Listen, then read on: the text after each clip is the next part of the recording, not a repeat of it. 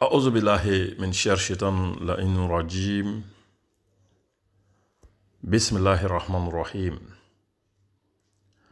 اللهم صل على سيدنا محمد الفاتح لما أغلق والخاتم لما سبق ناصر الحق بالحق والهادي إلى صراطك المستقيم وعلى آله حق قدره ومقداره العظيم. an bade silamɛ bɛɛ lajɛlen don kiramantɔ ala k'aw fo ni silamɛya ka foli n'o assalamu alaikum wa rahmatullah. A balimakɛ n'aw ka kalanden don Amara Sila français inshallah ka bɛn bi ma samedi le 23 janvier 2021. An badenw an b'an ka kisa kitabu nɔfɛ tugu la n'o ye Alfu Leilatin wa Leila kitabu ye 1001 nuits. A kisa min bɛ wele ko Hasibu Karimu Dinu kisa an badenw.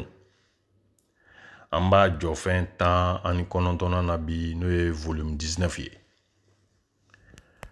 An badenw, Hasibu Karimu Dinu kisa in a bɛ kitabu min kɔnɔ an y'o f'i ye. An ye kitabu in yɛrɛ sɔrɔ k'o sababu kɛ Mufti Hadi ni ka idorohi ye n'o ye Seydi Sherif Usman Madani Haidara ye. An badenw, an y'a kanu a kisa duman ninnu k'o lakali aw ye, a k'aw yɛrɛ nafa n'u ye. An badenw, Hasibu Karimu Dinu kisa min y'a lakali o welela ko Sherazad. Sherazad ale de kisa ninnu lakali. Ale y'u minɛ jɔnni na o ye Hasibu Karimu Dinu ye.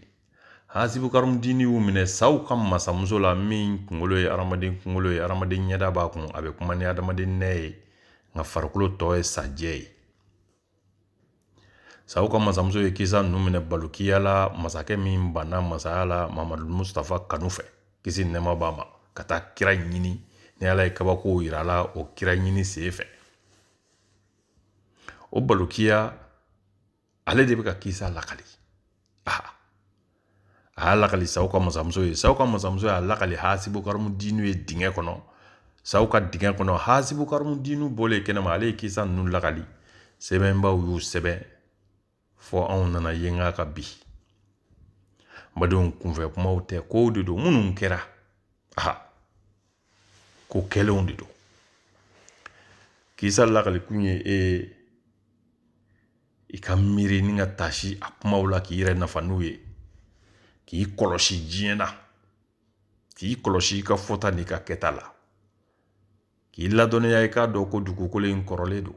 A bi a mɛnna. K'i ladɔnniya i k'a dɔn i fɔra cɛw kɔ, cɛw bi fɔ i kɔ. Ni don bɛɛ lajɛlen dugu jɛri ɲɛna, don bɛɛ lajɛlen tile tɛ b'i ɲɛna. An badenw, an ye kisa in jɔyɔrɔ min o don,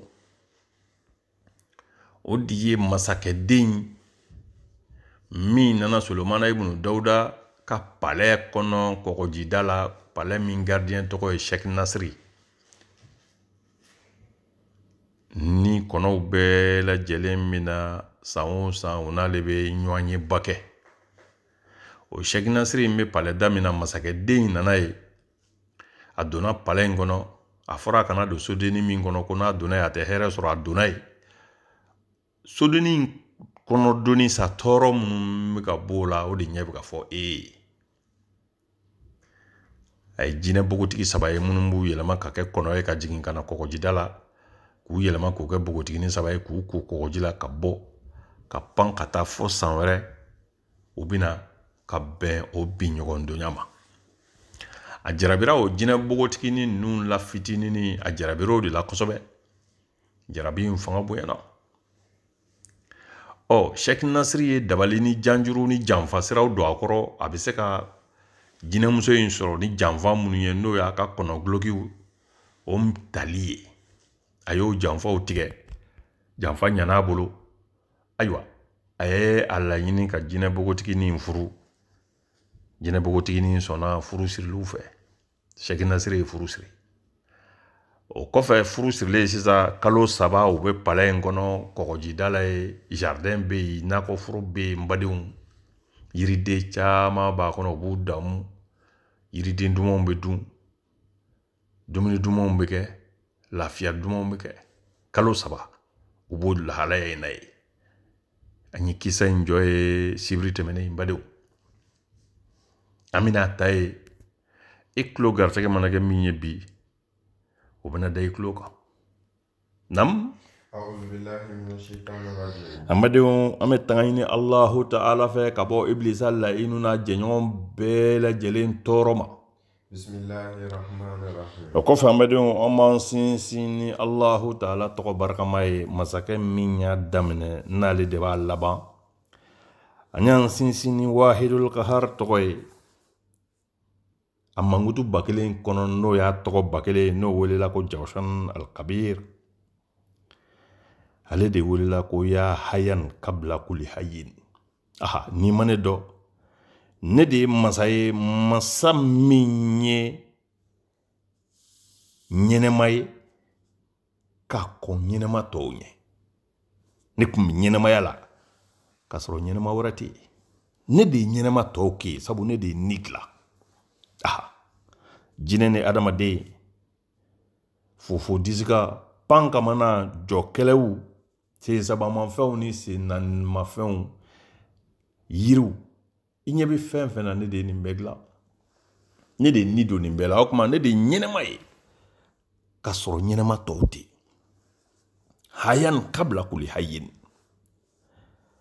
o kɔfɛ o y'a mankutu ko ya hayan bada kulli hayyin e de ye ɲɛnɛma ye ɲɛnɛma min bɛna to yen ɲɛnɛma tɔw bannen kɔfɛ aha ni diɲɛ wulila hali malikal mauti yɛrɛ ale ni bɔra la Allahu Ta'ala ɲɛda kelen de bɛna to yen ya hayan bada kulli hayyin ale de ye ɲɛnɛma ye min bɛna to yen ɲɛnɛma tɔw nalen u bannen kɔfɛ komi a tun bɛ yen ka kɔn ɲɛnɛma tɔw ɲɛ cogo min a bɛna to yen ɲɛnɛma tɔw kɔfɛ a kelen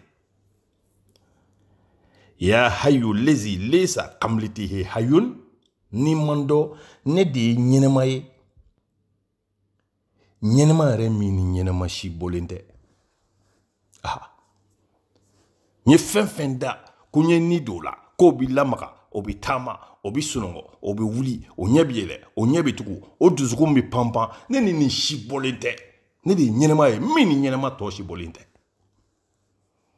an y'an sinsin n'a tɔgɔ ye aha Allahumma salli ala sayyidina Muhammadin wa ala ali sayyidina Muhammad n badenw o kɔfɛ an bɛ seli Seydil Bashari kan an bɛ seli Imamul Mutakina kan an bɛ seli Seydil Rasulu kan ka seli a sodungo sanumanw kan nam la jeune fille dit alors au prince kumana min ni jinɛ bogotigi ni masakɛden tora nin lahalaya in na Sheikh Nasri fɛ palais kɔnɔ ye kalo 3 tɛngule joyi jinɛ bogotigi ni a nani kanto masakɛden ma n'o y'a furucɛ ye sa je voudrais que nous allions chez toi pour y habiter et nous épouser a ko n cɛ ne b'a fɛ an ka bɔ yan yan tɛ ka so ye yan tɛ ne yɛrɛ ka so ye aha yan ye bɛnkungo de ye an ye ɲɔgɔn ye yɔrɔ min laɲini ye furu min ye ala sɔnna o tɛmɛna an cɛ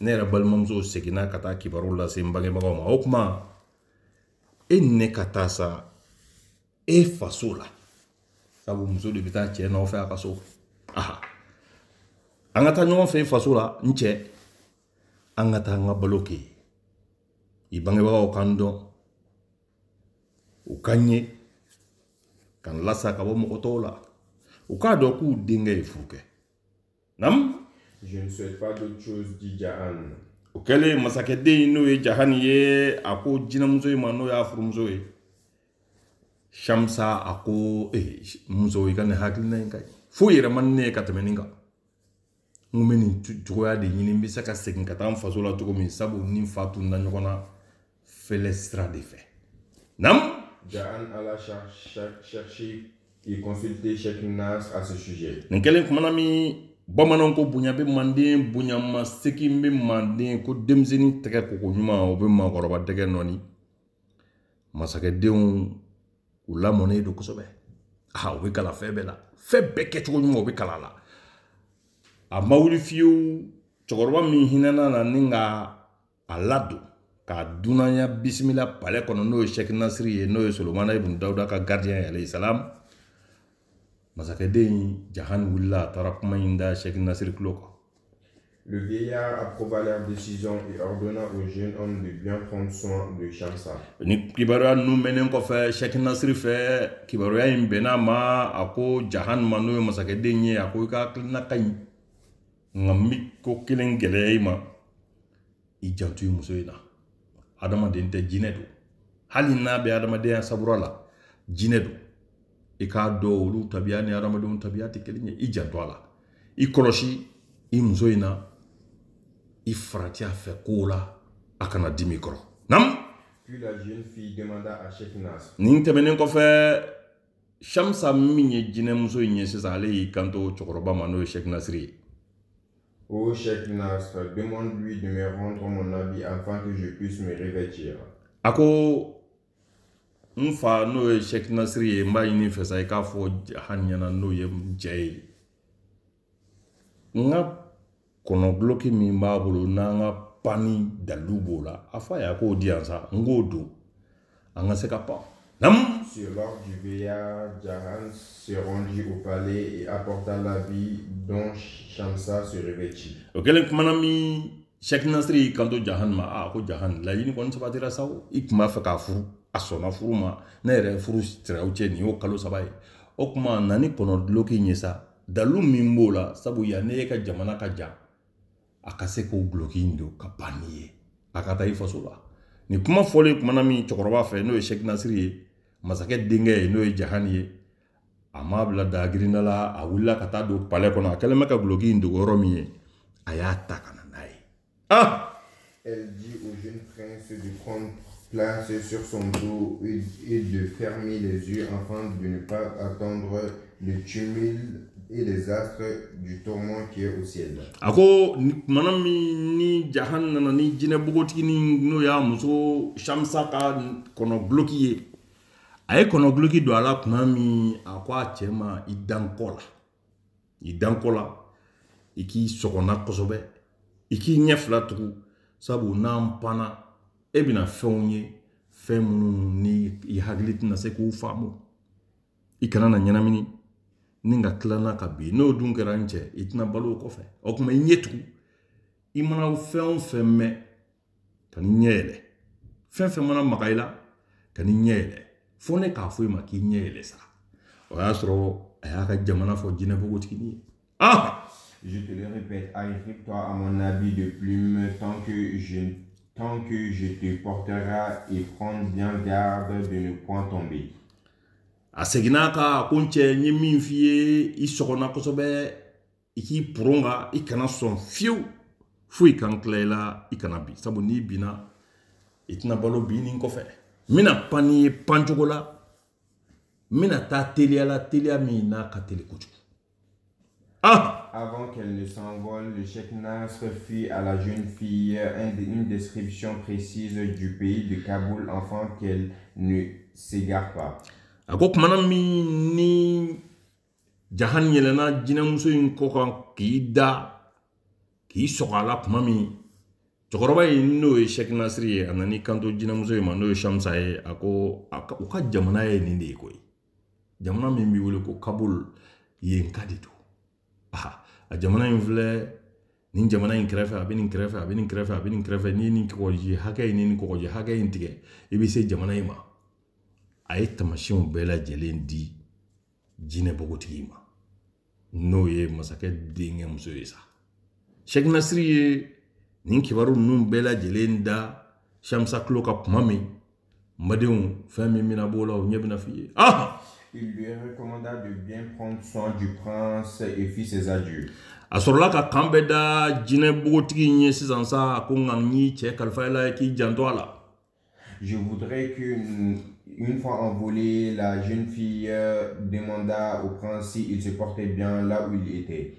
Kumana min n'u panna sani dugu cɛ Shamsa n'o ye jinɛ bogotigi ye a y'i kanto a cɛ ma ko n cɛ a ko kɔri baasi t'i la i purukutotɔ tɛ i bintɔ tɛ Nam? Le jeune homme répondit, non, je n'ai rien d'obligation à faire maintenant ni avant.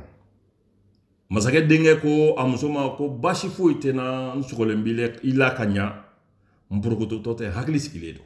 Ah! Une fois s'envolait et traversait le ciel comme sur le souffle de brise aussi vite que l'éclair. U ma wuli fiyewu u bɛ ka pansa ni dugu cɛ n'i y'u tatɔ i b'a fɔ kabamagɛru.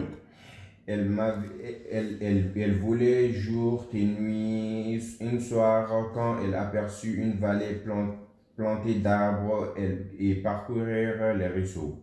Mana min n'u panna u ma wuli u bɛ su pan u bɛ tile pan f'u nana surunya kɔdingɛ dɔ la. Nam? Je voudrais que nous descendions dans cette vallée pour y passer la nuit, dit-elle à Ja'an qui accepta. Mana min n'u sera o kɔdingɛ in na kulu kɛrɛfɛ jinɛmuso in y'i kanto a cɛ ma a ko n cɛ ne sɛgɛnna pan na dɛ an tɛ jigin an ka sɛgɛnna fiɲɛ bɔ yan nin kɔfolon da in na wa. La jeune fille se posa donc. Mana min n'a cɛ jɛnna ni jiginni ye jinɛ bogotigi in jiginna o kɔfolon da in na cɛ jiginna ka bɔ a kɔ kan u bɛn'u sɛgɛnna fiɲɛ bɔ. Nam? Le jeune homme descendit et la baissa entre les yeux. Aha! Ils prirent quelques instants de repos au bord d'une rivière, puis se promenant dans les vallées flammées, mangeaient des fruits et se distraire jusqu'à la tombée de la nuit. U jiginna o kɔda in na ye n badenw yiridenw u b'olu bɔ u b'u damu bɔ yiridenw na u b'u ko u b'u yaala yaala u bɛ kɔda yiridumanw na a yirisumaw u b'u damu ta olu bɛɛ lajɛlen la fɔ tile nana bi. Nam? Ils s'étendirent alors sous un arbre et s'endormirent. Tile binnen ni su kora tuma min u donna yiri dɔ jukɔrɔ u y'u da yiri in jukɔrɔ ye u sunɔgɔra. Ah! Au matin, Ja'an reprit sa place et Shamsa s'envolera de nouveau. Kumana min ni dugusɛ jɛra u bɛna sira tɔ nɔ kan tugun Jahan yɛlɛla ni k'i da jinɛmuso in kɔ ka tuguni kamaw b'a la kɔnɔguloki donnen kɔfɛ a panna. Nam? Après des jours de vol, ils s'aperçurent vers midi les paysages de Kaboul tels que leur avait décrit le chef Nasr. U ma wuli fiyewu f'u bɛ su boli u bɛ tile boli u tor'o la fɔ dɔgɔ furancɛ kelen nana tɛmɛ don dɔ tile b'a a capuluka muluka la kumana min n'o ye midiyanfa ye u nana bɔ Jahan ka dugu soforokun kɔ. Ah! Shamsa se posa sur une vaste prairie bordée d'un champ cultivé. U selen soforokun na jinɛmuso in jiginna n'a furucɛ in ye soforokun na ye furu dɔ sɛnɛnen kɔnɔ ye o forotigi ka furu ɲɛna kosɛbɛ a jiginna o ɲɔtu la ye sutura kama a bɛna yɛlɛma ka kɔnɔguloki dun bɔ a la. Ah! Des gazelles y passaient, des sources jaillissaient, y répandaient en ruisseaux. Aux arbres, des fruits commençaient à mûrir. Le prince descendit et baissa la fille entre les deux yeux. Mana min ni masakɛ denkɛ jiginna a ye Ala tanu ni ka Ala barikada Ala min y'ale tunu ni ka tila k'a ɲuman segin ka na a faso la a ye masakɛ a jinɛmuso in minɛ sisan k'a embrasser a tenda la k'a fo k'a tare a seginni min kɛra ka na n'a ye u ka jamana kan. Ah! Ami et prunelle de mes yeux, lui demanda-t-elle. A y'i kanto jinɛmuso in ma. Sais-tu la distance qu'on a parcourue jusqu'à ici? A ko ne bɛ fɔ k'i barikada ne kun tɛ ne ma da la ne kun bɛ se yan sabu an mɛnna kojugu sani dugujɛ an pannen don dɔgɔ furancɛ joli an pannen bɛ su fɛ an pannen bɛ tile fɛ an pannen bɛ a bɛ n'a fɔ ne n'an ka dugu kun cɛ ka jan o kɛlen tumana min jinɛmuso in kanto a ma a ko ne ɲɛna maani a ko e b'a dɔn an ye waati min kɛ panni na an ye furancɛ min pan i b'a hakɛ dɔn wa? Non, répondit Jahan. Jahan y'i kanto a ma a ko walahi an ye furancɛ min pan m'a janya dɔn. Eh bien, elle équivaut à 30 mois de marche. A ko wa e k'a dɔn an ye nin panni min kɛ nin dɔgɔ furancɛ fila nin dɔgɔ furancɛ damadɔ kɔnɔ a ko a bɛ bɛn san 300 taama de. Ah! Et sache que je suis le meilleur en vol dans notre tribu. A ko wa i kana se ka fiyewu anw ka jinɛ kabila yɛrɛ bɛɛ la maa si tɛ yen min bɛ se ka pan ka teliya pan na ka tɛmɛ ne kan. Jinɛmuso in y'o fɔ masakɛ denkɛ ye. Ja'an remercia Dieu de les avoir conduits au bon port. Masakɛ denkɛ ye Alahu Taala fo tuguni ni ka Ala barikada ka Ala tanu o ɲuman seginni na a fa jamana kan. Ils s'assurent tous les deux et se reposèrent. U fila bɛɛ lajɛlen y'u sɛgɛnna fiɲɛ bɔ yiriju dɔ kɔrɔ ye sa ka sangani kɛ. Puis se reprirent à folâtrer et à rire. U ma wuli fiyewu f'u y'u ka bolangaraw ni barow daminɛ tuguni sabu hakili sigira. C'est alors que surviennent deux serviteurs du palais dont l'un était justement resté à la garde des chevaux au moment où Jahan s'était lancé dans l'embarquement pour poursuivre la gazelle. U b'o la kumana min masakɛ ka palais gardien mɔgɔ fila olu nana b'u ka kuto ni lahalaya in na. O gardien mɔgɔ fila la kelen kun b'a la ale ni Jahani kun taara ɲɔgɔn fɛ fɛlɛ in na fo kuma min n'u ye sinɛni min y'i pulugusu k'i bila ji la ni Jahani tugura sinɛ in nɔfɛ ka yɛlɛ ji sanfɛ sinɛ in nɔfɛ gardi kelen kun bɛ gardi fila in na o kɛra ale ɲɛna. Et l'autre avait coutume d'accompagner le prince à la chasse. Gardi in filanan ale kun ka baara ye ka tugu masakɛ denkɛ in kɔ n'a bɛ taa fɛlɛbɔ la a n'ale bɛ taa ɲɔgɔn fɛ. Lorsqu'ils le reconnurent, il le salua et demanda la permission d'aller annoncer au roi à son père une bonne nouvelle de son retour. Kumana min n'u ɲɛ dara masakɛ denkɛ ni jinɛmuso dacogo cɛɲinba in kan soforokun na sisan u nisɔndiyara u ye yamaruya ɲini a fɛ n'olu bɛ se ka to u ka masakɛ dafiyɛ n'a denkɛ seginni ye. Le prince accepta et les chargea de faire venir des pavillons pour que lui et sa compagne se reposèrent durant 7 jours jusqu'à l'arrivée des cortèges. O kɛlen kumana min masakɛ denkɛ Jahani ko gardi ninnu ma ko basi foyi t'a la a ye taa ka taa n fa nisɔndiya a k'a dafiyɛ a ka dafiyɛli fɛn d'aw ma nka a ye na ni tilisi ye sa a kana tilisiw banba ya ne ni muso k'an lafiya tilisiw kɔrɔ fo ka taa se labɛn min na kɛ waati min k'an défilé ka don n'an ye dugu kɔnɔ. Les deux hommes montèrent à cheval et allèrent dire au souverain Tagmus qu'il avait une bonne nouvelle à nous annoncer. Gardi fila in wulila ka n'u suli masakɛ Tagmus ye k'a fɔ a ye k'an ka masakɛ kibaru b'an bolo k'o lase e ma kibaru min ye kibaru duman ye an da fiyɛ. Et que voulez-vous donc m'annoncer, répondit le roi. Masakɛ Tagmus k'u ma aw b'a fɛ ka ne dafiyɛ ni kibaruya jumɛn ye dɛ. Mon fils Jahan serait-il par hasard de retour? A ko n denkɛ Jahani la ala a bɛna an kibaruya n'ale nali de ye a nana wa. C'est exactement cela, sire. U ko i y'a sɔrɔ ko an ka masakɛ i denkɛ Jahani yɛrɛ de nana koyi kabako ye min ye anw taara bɔ a ka sisan soforokun na kɔni. Le prince est revenu de sa longue absence. I denkɛ masakɛ a kun tununi min kɛra tununi jan ye ni bɛɛ jigi tigɛra la a seginna ka na. Il est tout près d'ici dans le prairie Karani. A man jan fiyewu f'a filɛ an ka soforokun na ni nakɔforo in yɔrɔ la ye. À cette nouvelle, le roi fut saisi d'une émotion telle qu'il s'évanouit. Kumana min ni masakɛ ye nin kibaru ninnu mɛn a nisɔndiyara fɔ nisɔndiya bonya kojugu a kirinna. Lorsqu'il reprit connaissance, il ordonna à son vizir d'offrir aux deux serviteurs une robe d'honneur et une somme d'argent exceptionnelle. Kumana min n'u ye jiw seri masakɛ kan n'a ɲɛma tigɛra n'a hakili seginna ɲɔgɔn ma a y'a ka premier ministre wele ni ka gardi fila in k'olu nisɔndiya. À tes ordres, répondit le vizir qui se leva immédiatement et remit les cadeaux. Kumana min ni masakɛ ye ni yamaruya di a ka premier ministre ma ko a ka kamalen fila in n'o ye sɔrɔsikɛ fila in gardi fila in k'olu nisɔndiya u ka dafiyɛli fɛn ka d'u ma premier ministre tarabasɔrɔ ka wuli o yɔrɔ bɛɛ ni ka taa sanu wagandi kɔnɔ yamaruya min dira a ma masakɛ fɛ a bɛ n'o waleya. Prenez cela pour la bonne nouvelle que vous avez apportée. Aw ka dafiyɛli fɛn filɛ nin ye an nana ni kibaru duman min ye ka fɔ an ka masakɛ ye. Qu'elle soit vraie ou fausse. A kɛra tiɲɛ ye o a kɛra nkalon ye a ka dafiyɛli fɛn kɔni fiyɛ. Nous nous mettons au point, dirent-ils, nous étions avec lui, voici un peu la preuve. Bon, kelen kumana mi gardi ninnu ko a kana se ka ko ye nkalon ko kuma t'a la o wulibali don a sigilen filɛ nin soforokun in na nin foro in yɔrɔ la ye.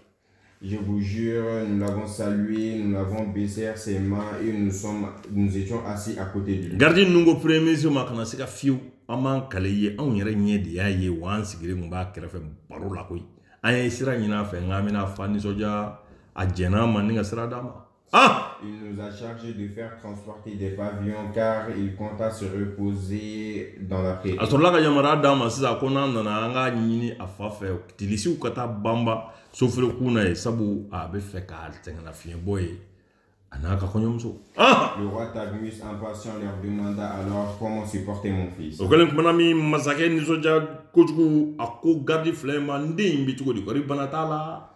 Il est avec un houri, il semble être sorti avec elle du paradis.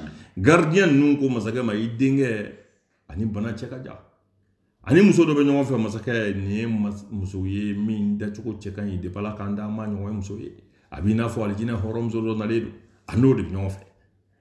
Le souverain fit battre les tambours et sonner les trompes pour annoncer la bonne nouvelle. Masakɛ wulila o yɔrɔnin bɛɛ lajɛlen na a ye yamaruya di k'u ka kibaru ceri dugu bɛɛ lajɛlen kɔnɔ n'a denkɛ nali ye. Des cris publics se répandirent dans toutes les villes pour proclamer le retour à la mère du prince aux épouses des émirs. O kɛlen kumana min cɛw wulila u bɛ tabalew gosi dugu bɔlɔnfurancɛw kɔnɔ u bɛ kibaru lase ko kibaru duman sɔrɔla ko masakɛ denkɛ nana fo ka taa kibaru lase masakɛ yɛrɛ muso ma. Nam! Les ministres et les grands personnages de l'État ainsi que toute la population. Tagmus, à la tête de sa garde et de son armée, se dirigea vers le prairie. N kɛlen kumana min masakɛ ka kankɔrɔsigiw minisiriw maabaw dɔnnibagaw senkolaw dugutigiw masakɛ yɛrɛ n'a furumuso nin bɛɛ lajɛlen de ye sira minɛ sisan sa u bɛna taa denkɛ in masurunya la sofurukun na bɛɛ tugulen bɛ masakɛ kɔ masakɛ yɛrɛ yɛlɛnnen b'a ka so kan gardiw b'a kini na numan fɛ. Ah! Ja'an était assis aux côtés de Shamsa lorsqu'il vit avancer le cortège. Kumana min n'a sigilen bɛ a ka jinɛmuso Shamsa kɛrɛfɛ masakɛ denkɛ Jahan a ɲɛ bɛ a fa ni jamakulu natɔ la fa labɛnnen bɛ labɛn cogo la n'i y'a ye a bɛ hakilima ma o.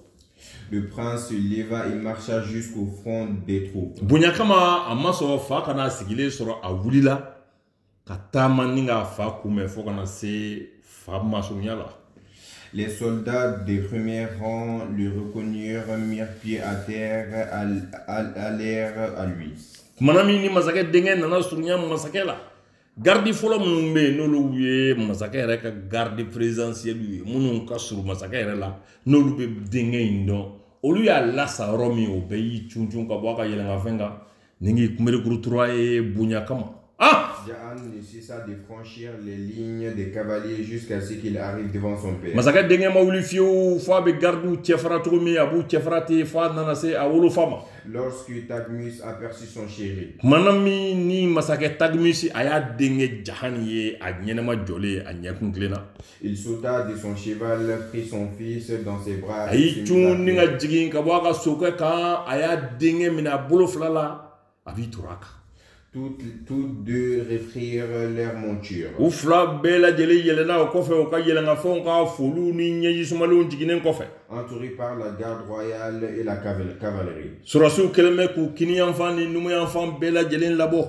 Ils se rendirent sur le bord du fleuve où l'on dressa des pavillons avant de déployer les barrières et la sécurité. U sɔrɔla ka na jinɛmuso Shamsa sigilen bɛ yɔrɔ min ka sɔrɔ ka na tilisiw banba ye n badenw ka gardifuw caman kɛ gardiw jɔjɔra ka yɔrɔ bɛɛ lajɛlen kori. Namu.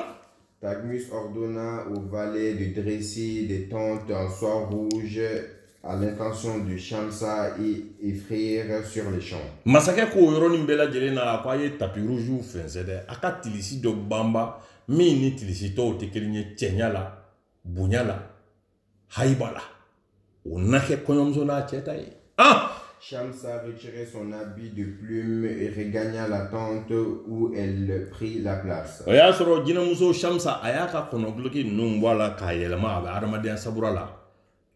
Tilisi min n'o dilanna a tɔgɔ la a nana don tilisi in kɔnɔ sisan. C'est alors que le souverain accompagné du prince se présenta à l'entrée du pavillon. A ko kelen kumana min na masakɛ a n'a denkɛ nana o tilisi ndala ka ciden bila kana fo jinɛmuso ye k'u b'a fɛ ka don ka foli d'a ma.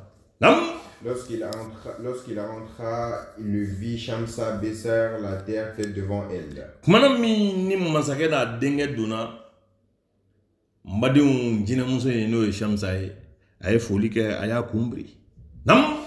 Il souhaita la bienvenue à la jeune fille et demanda à son fils de la raconter ce qui lui était advenu jusqu'à présent. Masakɛ sɔrɔla ka jinɛmuso in bisimila k'a tare o kɔfɛ a ko a denkɛ ma ko n den mun kun ye sɔrɔ e ka nin tunu in kɔnɔna la i ye mun ye i ye mun mɛn e kun bɛ min sababu jumɛn ye ni muso in yira ɲɔgɔn na dɛ fo ka n'aw se yan lagali kɛ n ye n den parce que a kun b'an bɛɛ la masakɛ y'a denkɛ ɲininka ni ɲininkali in cogo la. Le prince lui fit un récit complet qui jeta le roi dans un étonnement le plus vif. O kɛlen kumana min masakɛ denkɛ Jahan donna ka kisa la a y'a bɛɛ lajɛlen lakali a wolofa ye kuma min masakɛ a dabali banna ni ka hakili ma. Il se tourna vers Shamsa et dit: a yɛlɛma ni ka ɲɛsin jinɛmuso ma sisan n'o ye Shamsa ye. Que Dieu soit loué de t'avoir permis de nous réunir, c'est la grâce externe. A ko an bɛ Ala tanu k'Ala barikada k'e yɛrɛ ko ɲuman dɔn e min kɛra sababu ye ka ne denkɛ segin ma kumana min ni jigi latigɛra n denkɛ ka koɲɛ la. Après avoir dit ces mots, le roi Taghmus ajouta: a ko kumana min ni masakɛ ye nin kuma ninnu fɔ jinɛmuso Shamsa ye. Je souhaiterais exaucer tous tes désirs pour t'honorer comme il se convient. A ko e kɔni e ka yamaruya o yamaruya n'i y'o kɛ yan o bɛna labato i bi fɛn fɛn fɛ o de bɛ k'i ye yan sa a dɔ i b'i ka so foyi kalaman t'i sɔrɔ a fɔ n'a bɔra to kalan na. J'aimerais, répondit-elle. O kɛlen kumana min jinɛmuso in y'i kanto masakɛ wolofa ma. Je veux que tu me construire une palais que tu n'as jamais créé, même à ta propre épouse. A ko n b'a fɛ i ka palais de jɔ ne ye palais min n'i ma deli k'a ɲɔgɔn jɔ hali i yɛrɛ furumuso ye. Au milieu d'une parc de 500 hectares parcourue de rivières. I ka palais in jɔ ka a dawolo bɛɛ lajɛlen kɛ kɔjiw ye kɔji k'a laminimini fa bɛɛ lajɛlen fɛ fleurs ni binkɛnɛw yiridenw olu ka ye palais in masurunya bɛɛ lajɛlen na. Il en serait comme tu le demandes, répondit Taghmus. Taghmus min ye masakɛ ye a y'i kanto a buramuso ma a ko i y'a fɔ cogo min a bɛ kɛ ten o yɔrɔ bɛɛ a ye yamaruya di architectes ma ni palais jɔli ye hali kɔti yɔrɔ min o ka kɔdingɛ sen ye ji ka palais munumunu. À ce moment, la mère de Jahan survient accompagnée par les épouses des émirs. O kɛlen kumana min Jahan yɛrɛ a woloba n'o ye Taghmus muso ye o sɔrɔla ka na don sisan ani premier ministre ni kankɔrɔsigiw musow bɛ ɲɔgɔn fɛ. Jahan se précipita vers sa mère. Jahan wulila ni ka boli ka t'i turu a ba kan. Ils restèrent un long moment dans ses bras. A mɛnna waatini a b'a ba bolo sabu a kɛra i n'a fɔ sogo. Sa mère à laquelle la joie tirait des larmes. A ba ma wuli fiyewu nisɔndiya bonya kojugu fɛ f'a bɛ ka kasi ɲɛji sumalen bɛ ka jigijigi. Se dire combien il avait souffert d'être séparé et combien était Lagus dans l'autre. A ma wuli fiyewu f'a bɛ ka ɲɛfɔ a denkɛ a ko n den ala de bɛ fo ala min ye ɲuman yira ne la bi ne kun ye nin waati nata mɛnna n tɔɔrɔla n hunjununa n degunna n ye kasiko hakɛ min kɛ n den an ka fara ɲɔgɔnya kama hakɛ t'o la. Le père de Jahan s'en retourna à son pavillon pendant que le prince regagna le sien accompagné par sa mère. O kɛlen kumana min masakɛ wulila ale seginna joona ka na don a ka palais kɔnɔ Jahan n'a ka jinɛmuso Shamsa a n'a woloba olu fana ye sira minɛ ka na don dugu kɔnɔ. Ceci dévisait ainsi avec son fils lorsque vit annoncer l'arrivée de Shamsa. Les hommes qui portèrent la nouvelle dirent à la mère du prince: Shamsa arrive au pied pour le saluer. O kɛlen kumana min masakɛ denkɛ n'o ye Jahan ye a ka jinɛmuso in sa a y'a laɲini k'a bɛ taa buramuso fo u nan'o ci ɲɛfɔ Jahan bamuso ye k'i bura denkɛ ni muso dɔ nana o ko k'a bɛ n'i fo. Une fois arrivée, la reine se leva pour accueillir et la saluer. Kumana min ni jinɛmuso in sera buramuso fa kɔnɔ la buramuso in wulila bonya kama ka buramuso dɔ in kunbɛn n'o y'a denkɛ muso ye.